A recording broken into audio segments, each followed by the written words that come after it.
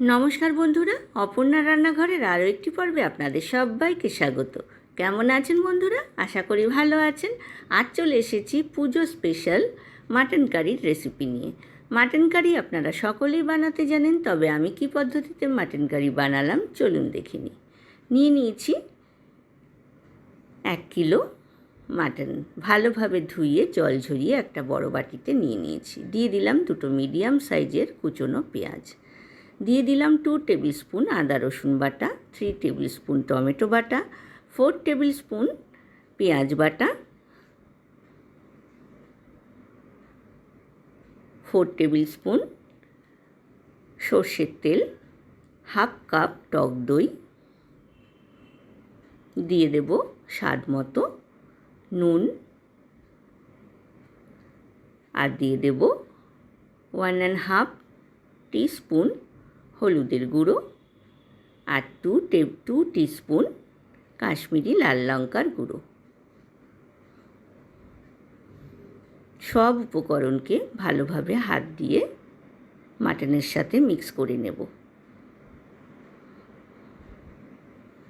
দেখুন মিক্স করা কিন্তু হয়ে গিয়েছে। এবার একটা প্লেট ঢাকা দিয়ে আমি 20 থেকে 25 মিনিট ম্যারিনেট হতে দিলাম। অপরদিকে গ্যাস ওভেনে একটা কড়াই বসিয়ে দিয়েছি। কড়াইতে দিয়ে দিলাম 4 টেবিল স্পুন সর্ষের তেল। গ্যাসের ফ্লেমটা মিডিয়াম টু হাই রেখেছি। 3টে আলু আমি ছোট টুকরো করে কেটে খোসা ছাড়িয়ে জল ঝরিয়ে রেখেছিলাম। কড়াইতে আলুর টুকরোগুলো দিয়ে দিলাম। দিয়ে দিয়েছি 1/4 টিস্পুন নুন আর হলুদ গুঁড়ো। আলুটাকে মিডিয়াম টু হাই ফ্লেমে 10 মিনিট লাল করে ভেজে নেব। বন্ধুরা যারা প্রথম থেকে আমার সঙ্গে আছেন তাদেরকে অনেক ধন্যবাদ। যেসব বন্ধুরা প্রথম আমার চ্যানেলে ভিজিট করছেন তাদেরকে আমার চ্যানেলে স্বাগত জানাই। আলুগুলো আমার ভাজা হয়ে গিয়েছে। আলুগুলোকে তুলে একটা প্লেটের মধ্যে রেখে দিলাম। এইবার কড়াইতে যে অবশিষ্ট তেলটা রয়েছে তার মধ্যে আমি মাটনটাকে অল্প অল্প করে দিয়ে দিচ্ছি। খুব ভালোভাবে কষিয়ে নেব। মিডিয়াম টু হাই ফ্লেমেই কিন্তু আমি রান্না করছি। দেখুন মাটন থেকে কিন্তু অনেকটাই জল বেরিয়েছে। এর মধ্যে দিয়ে দিলাম 2 তেজপাতা, 1 টেবিল স্পুন কাঁচা লঙ্কা বাটা, 1 টেবিল স্পুন গোলমরিচের গুঁড়ো। এইবার দিয়ে দিচ্ছি 2 টেবিল স্পুন গ্রেট করা কাঁচা পেঁপে। খুব ভালোভাবে মাটনের সাথে মিক্স করে নিলাম। এইবার ঢাকনা দিয়ে 10 মিনিট আমি মিডিয়াম টু হাই ফ্লেমে রান্না করলাম। এইবার মাটনগুলোকে তুলে আমি প্রেসার কুকারে দিচ্ছি। বন্ধুরা রেসিপিটা ভালো লাগলে লাইক কমেন্ট শেয়ার করতে কিন্তু ভুলবেন না। পাশে থাকা বেল আইকনটা প্রেস করবেন, তাহলে আমার নতুন নতুন রান্নার নোটিফিকেশান বা আপডেট কিন্তু আপনার কাছেই প্রথম পৌঁছবে।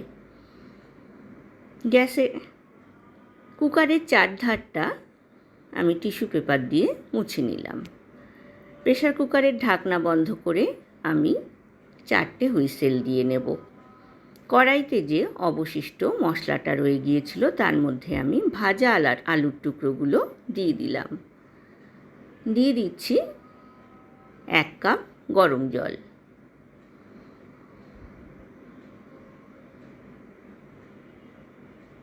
মিডিয়াম টু হাই ফ্লেমে আমি আলুগুলোকে সেদ্ধ হতে দেব ঢাকনা দিয়ে।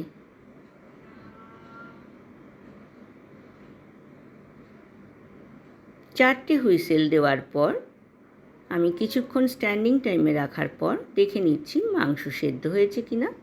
মাংস কিন্তু আরেকটু সেদ্ধ হবে।